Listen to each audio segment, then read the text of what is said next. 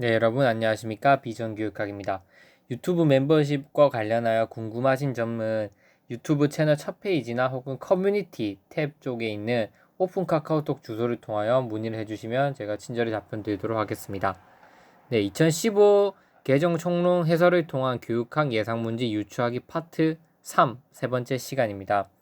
오늘은 어떠한 내용들이 우리 교육과정과 연관의 교육과정을 기초로 하여서 교육학 임용 문제 출제가 될 수 있는지 혹은 출제가 되었는지 그런 부분들을 한번 살펴보도록 하겠습니다.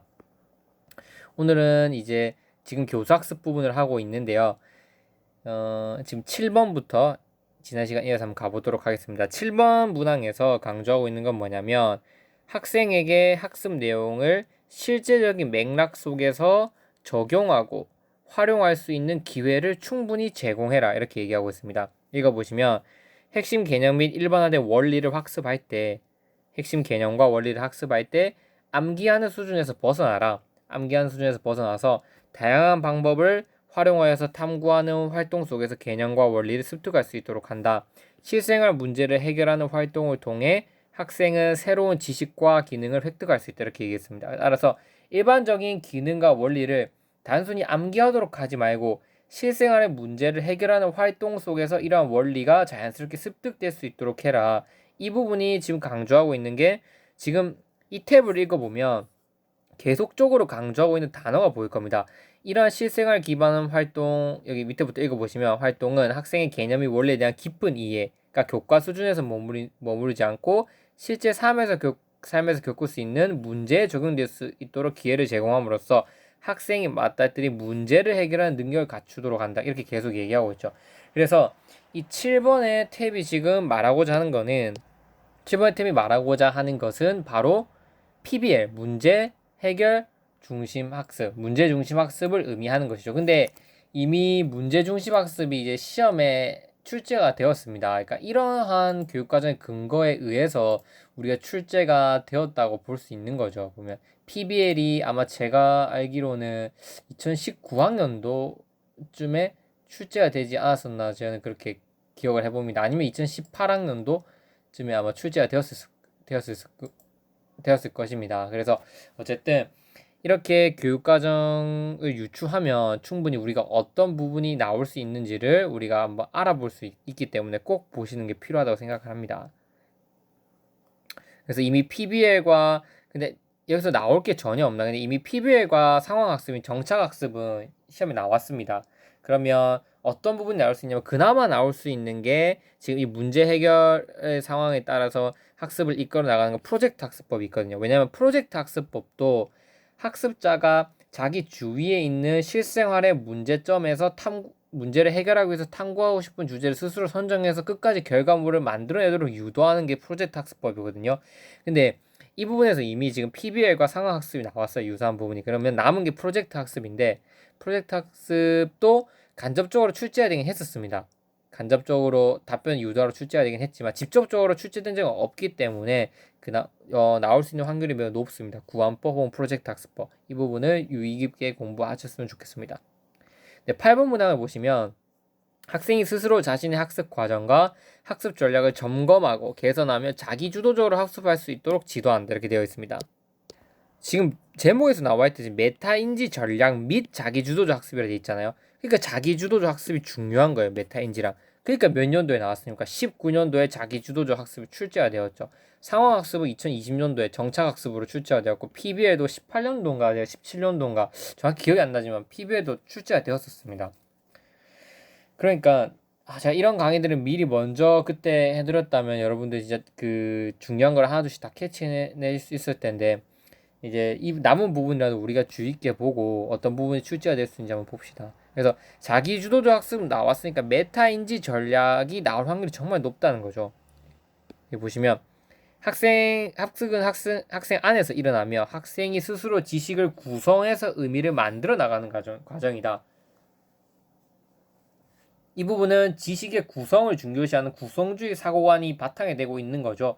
그 중에서도 개인 스스로 만들어 나가는 걸 중요시하니까 피아제의 개인적 구성주의와 연관이 깊습니다. 물론 이 구성주의가 더 발달을 해서 피아제 다음은 비고츠키로 가서 사회적 구성주의가 나오지만 결국에는 이 인지는 우리 머릿속에서 개인에서 내적인 과정이기 때문에 이런 개인적 구성주의도 중요한 거죠. 따라서 피아제의 개인적 구성주의도 제가 앞에서 계속 조차 반복해서 나오기 때문에 충분히 시험에 나올 확률이 높다 이렇게 볼 수 있죠. 외부로부터 주어지는 가르침 우리는 수동적으로 받아들이기보다 학습 주체화되어서 자신이 주도적으로 나갈 때 능동적이고 적극적으로 일어난다. 이렇게 학습은 능동적이고 적극적으로 일어날 수 있다. 이러한 자기주도적 학습자는 2019년도에 출제가 되었습니다. 기본적인 학습 방법을 스스로 습득하고 자신의 학습에 대한 책임감을 가지고 주도해 나가며 학습에 대한 즐거움을 느낍니다. 그러면 자기주도적 학습은 출제되었기 때문에 뭐가 나올 수 있냐? 여기 위에서 강조했듯이 메타인지, 교육 심리 부분에서 인지와 연관된 메타인지 부분이 나올 확률이 매우 높습니다. 저는 항상 메타인지가 언젠가는 직접적으로 출제가 될 수 있다고 보는데 아직까지 완전히 직접적으로 출제된 적이 없죠. 그래서 메타인지가 나온다면 무엇이 나올 수 있냐면 메타인지 정의보다는 이런 학습자의 메타인지를 길러줄 수 있는 방법이 무엇이 있을까? 이런 부분이 아마 출제가 되겠죠. 교육심리 강의할 때 자세히 하겠지만 대표적으로는 뭐 자기 질문 던지기 혹은 내용 구조도 만들기 이런 것들이 있습니다. 쉽게 얘기해서 이거죠. 끊임없이 자기 자신에 대한 질문을 던지면서 나의 인지를 통제해 나가는 거죠. 내가 지금 잘하고 있나? 내가 잘못한 점은 뭐지? 이렇게 질문 던지기 전략. 구조도 만들기는 뭐냐면 학습 내용을 그대로 받아들인 게 아니라 한번 네 생각대로 요약해봐라. 그럼 내가 그 내용을 요약해보면 내가 지금 요약은 잘하고 있는가? 이 부분은 내가 이렇게 봤는데 이렇게 보는 건 맞는 건가? 자기 인지에 대한 질문을 끊임없이 던지고 스스로 그 학습 내용을 조직화시켜 보는 거죠. 이런 학습 내용을 조직화시켜 보는 것 자체도 메타인지에 해당되는 겁니다. 따라서 메타인지가 만약에 시험에 나온다면 이런 자기 질문 던지기와 구조도 만들기라는 핵심적인 그 뚜렷한 전략이 있기 때문에 이런 부분을 활용해서 서술하는 문제가 나올 확률이 높은 것이죠. 그래서 메타인지 전략 꼭 봐두시기 바랍니다. 교사는 교사학습 활동 과정에서 학생이 자기주도적으로 학습할 수 있도록 여기 보시면 학생의 선경험, 선지식을 고려하여 수업을 설계하여야 한다 이렇게 되어 있습니다. 또 중요시하는 게 뭐냐면 결국 자기주도적 학습 이전에 학생의 선경험과 선지식이 어느 정도 있는지 파악하는 게 중요하다. 그러니까 선수학습 능력을 파악하는 것이 중요하다는 거죠.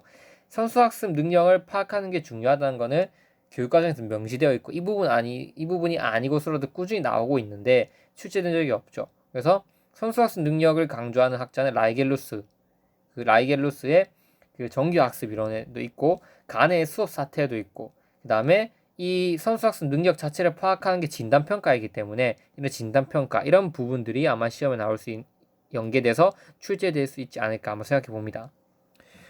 수업 과정에서 교사는 학생들에게 학습 과정과 학습 전략을 어떻게 적용해 나가는지 시범을 보여주고 학습이 충분히 연습해 볼 수 있는 기회를 제공하고 이 과정을 통해서 교사는 학생 스스로가 자신의 학습 활동을 점검하도록 하고 평가하도록 해서 개선해 나갈 수 도와줘야 한다. 이 부분은 뭐가 연관이 깊냐면 쭉 읽어보시면 딱 떠오르는 게 저는 뭐가 떠올랐냐면 그 구성주의 교사학습 이론에서 지금 다 구성주의 관점에서 지금 다 서술되고 있잖아요. 그래서 나오는 인지적 도제 이론과 매우 연관이 높다고 생각합니다. 왜냐하면 학생들에게 학습 과정과 학습 전략을 어떻게 사용하는지 시범을 보여주고 학습이 충분히 연습해 볼 수 있는 기회를 주고 이게 그 명료와 반추 이런 것들에 해당되는 거잖아요. 제가 말씀드렸어요. 강의에서 모델링 코칭 스캐폴딩을 통해서 시범 보여주고 비계 설정해주고 이게 그 교사의 역할들이잖아요. 역할들이고 그 다음 학생의 충분히 연습해보면서 명료화시켜보고 반추해보고 탐구 마지막으로는 적용시켜보는데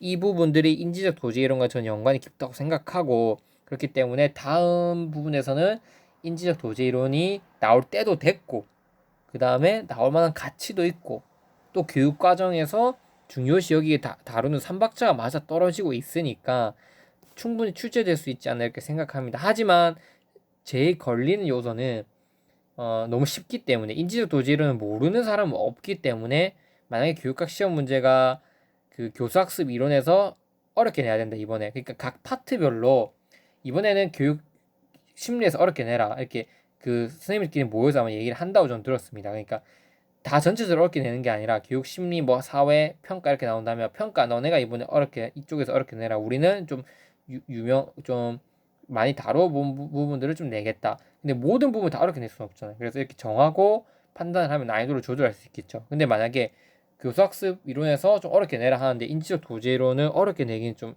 힘들죠. 그래서 이제 만약에 그 부분 이 내용이 너무 좀 보편화되어 있기 때문에 나올 수 있는 확률이 좀 떨어지지 않나. 하지만 3박자가 맞아 떨어지게 된다. 나올 때가 됐죠. 지금 때도 됐고 나올 만한 가치도 있고 그리고 2015 개정 교육과정에서 다루고 있고 이 세 가지가 맞아 떨어지니까 충분히 나올 확률이 높다. 저는 생각해 봅니다. 자, 그럼 이제 끊어서 이어서 한번 가보도록 하겠습니다.